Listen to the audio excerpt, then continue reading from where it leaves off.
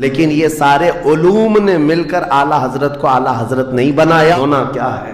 قبر میں ہمارے ساتھ بیٹھنے والا کون؟ یہ وہ امت ہے جس کے لیے میں رات رات بھر کھڑے ہو کر دعا کرتا. تم نے فرمایا ہر جمعرات کو میری پوری امت کے اعمال میرے پاس پیش کیے جاتے. وہ طارق بن زیاد ہی ہے جس نے پوری کشتیوں کو آگ لگا دیا تھا. آدمی سوچتا نہیں، سمجھتا نہیں، بس اپنے وقت کو ضائع کر رہا ہے، برباد. السلام علیکم ورحمۃ اللہ تعالی وبرکاتہ. ناظرین، مجھے امید ہے کہ آپ سب خیریت سے ہوں گے. آج ہماری عمر ہے 20 سال، 25 سال، 60 سال، یہاں تک کہ اللہ سبحانہ تعالیٰ کے کرم سے کسی کی 100 سال عمر ہوتی ہے. لیکن ہم لوگوں نے کچھ ایسے کارنامے اب تک نہیں کر پائے ہیں جو کہ ہمارے بزرگان دین اللہ کی رضا کے لیے کر کے گئے. اسی تعلق سے آئیے مفتی سلمان اظہری صاحب قبلہ کا بیان سنتے ہیں اور اپنے سبھی دوستوں کے ساتھ شیئر کرتے ہیں. آئیے بیان سنتے ہیں. آدمی سوچتا نہیں، سمجھتا نہیں، بس اپنے وقت کو ضائع کر رہا ہے، برباد کر رہا ہے، بیٹھا ہوا ہے، گپیں لگا رہا ہے. میں آپ کو بتاؤں، ہماری عمروں کا احتساب ہونا چاہیے. ہماری زندگی کو گن کر کے دیکھیں کتنے سال کے ہیں ہم. 25 سال، 30 سال، 35 سال، 40 سال، اور اس کے بعد گنو ہم سے کیا ہو سکا ہے اس دنیا میں. ہم اس دنیا میں کیا کر چکے اب تک؟ ہم سے کچھ نہیں ہوا. اگر تاریخ میں آپ کو بتاؤں میرے عزیزو، آپ کو پتہ ہے اس ہندوستان کی سرزمین پر سب سے پہلے لشکر اسلام کی سپہ سالاری کرتے ہوئے آنے والا ایک نوجوان محمد بن قاسم 10,000 کا لشکر لے کر عرب سے آیا تھا اور پرچم اسلام لہرایا تھا. تاریخ میں آج بھی رقم ہے. اپنے پنڈتوں نے بھی اس تاریخ کو لکھا ہے. ہاں، پنڈتوں نے بھی لکھا ہے. اور یہ محمد بن قاسم 10,000 کی سپہ سالاری کے ساتھ ہندوستان میں آ کر اسلام پھیلایا. عمر کیا تھی؟ صرف 19 سال کی عمر تھی.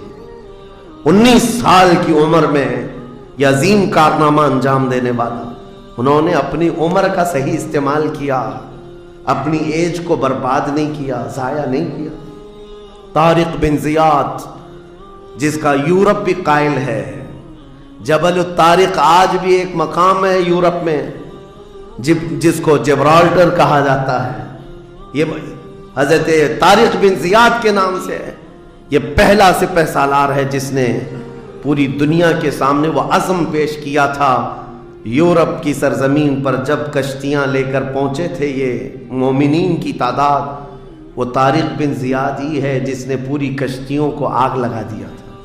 کہا تھا کہ ہم پیچھے مڑ کر جانے والوں میں سے نہیں ہیں.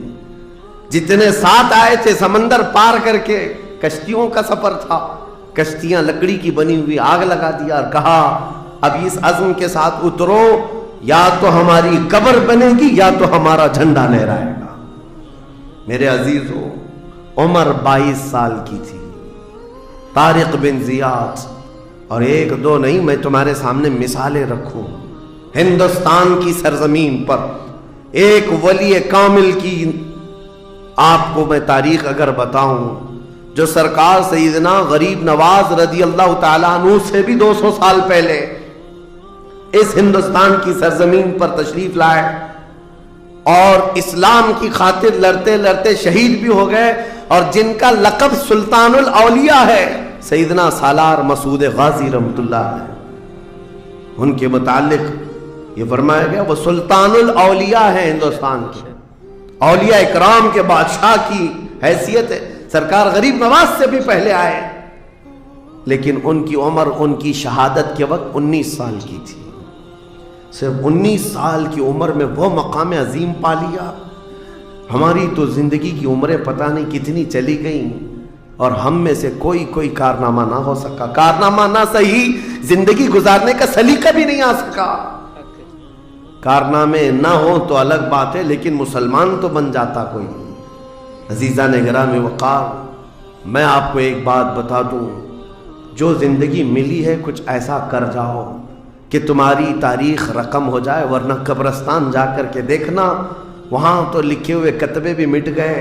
قبروں میں کون سویا ہے ان کو بھی لوگ فراموش کر چکے، بھول گئے، سب بھول گئے. لیکن کچھ ہستیاں ہیں جو ہمیشہ آباد رہتی ہیں. یہ وہ لوگ ہیں جنہوں نے اس روئے زمین پر اپنی ذات کے لیے نہیں، اللہ کی رضا کے لیے جیا کرتے تھے، اللہ کی رضا کے لیے جیا کرتے.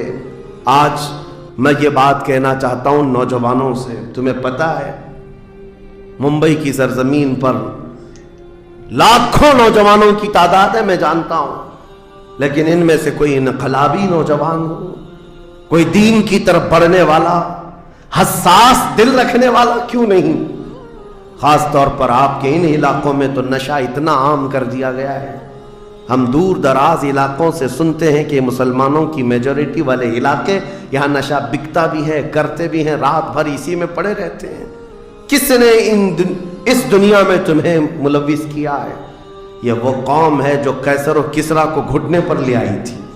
ये वो कौम है जिसने दरियाए दजला में घोड़े दौड़ा दिए थे। ये वो कौम है जिसने अफ्रीका की जंगलों में भी अजानें दी थी। ये वो कौम है जिसने यूरोप के कलीसाओं में कलमे तौहीद को बुलंद किया था। लेकिन आज इसी कौम की हाल ये है कि दुनिया हर घड़ी हमारे आमाल को निशाना बना करके हमें डिग्रेड करती जा रही है। समझ जाओ मेरे अजीजों, कब तक इस जिंदगी का इस तरह से चलेगा? क्योंकि मेरे आका सल्लल्लाहु ताला अलैहि वसल्लम को आज आपके सामने मैं ये बात रखता हूँ। हुजूर अकरम सल्लल्लाहु ताला अलैहि वसल्लम को आप क्या समझते हैं? अपनी कब्र अनवर में वो जिंदा हैं? हम तो सुन्नी हैं। हुजूर अकरम सल्लल्लाहु ताला अलैहि वसल्लम अपनी कब्र पाक में जिंदा है। लेकिन ये बात भी समझ के चलो, हुजूर ने फरमाया हर जुमेरात को मेरी पूरी उम्मत के आमाल मेरे पास पेश किए जाते हैं। तुम में से, हम में से, सबके आमाल हर जुमेरात को हुजूर के पास फरिश्ते सुनाते हैं, फलां बिन फलां ने हफ्ता भर ये काम किया है। हुजूर फरमाते हैं अगर बुरे आमाल पेश होते हैं तो मुझे गम होता है, मैं इस्तिग़फ़ार करता हूं अल्लाह की बारगाह में, और अच्छे अमाल आते हैं तो शुक्र बजा लाता हूं, उसके लिए दुआ करता हूं।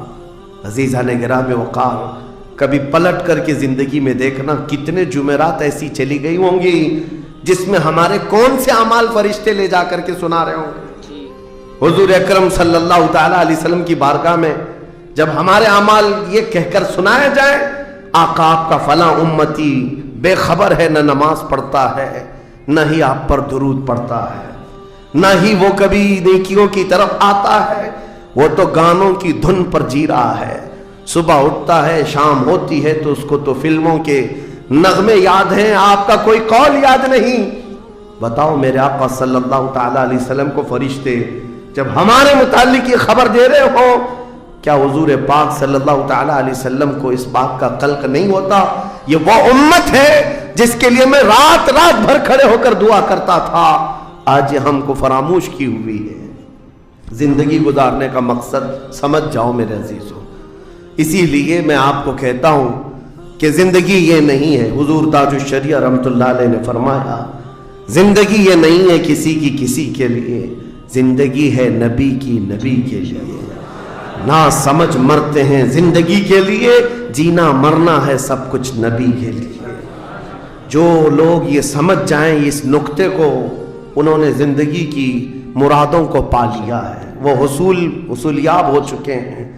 लेकिन जो अब तक भटके हुए हैं उनको मैं दावत फिक्र दूंगा, एक बार सोच लो, एक बार सोच लो, वैसे ही दुनिया खत्म होने वाली है और तुम्हारी मौत आने वाली है। एक बार सोच लो, एक बार सोच लो कि हमारे साथ आखिरत में होना क्या है, कब्र में हमारे साथ बैठने वाला कौन है, हमारे साथ तन्हाई का निगहबान कौन है, और महशर के उस भरे मैदान में हमारा हाथ पकड़ने वाला कौन है।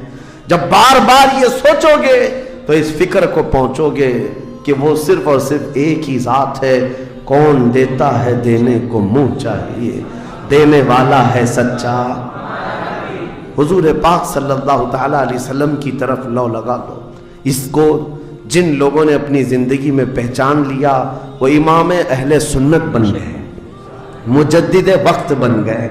आला हजरत इमाम अहले सुन्नत फाजिल बरेलवी रहमतुल्लाह ताला अलैह के मुतालिक एक बात मैं आपसे कहूँ, वो बड़े आलिम थे, बड़े फ़कीह थे, बड़े मुहद्दिस थे, और बहुत सारे उलूम पर उन्हें महारत ताम्मा हासिल थी, सब अपनी जगह पर। लेकिन ये सारे उलूम ने मिलकर आला हजरत को आला हजरत नहीं बनाया।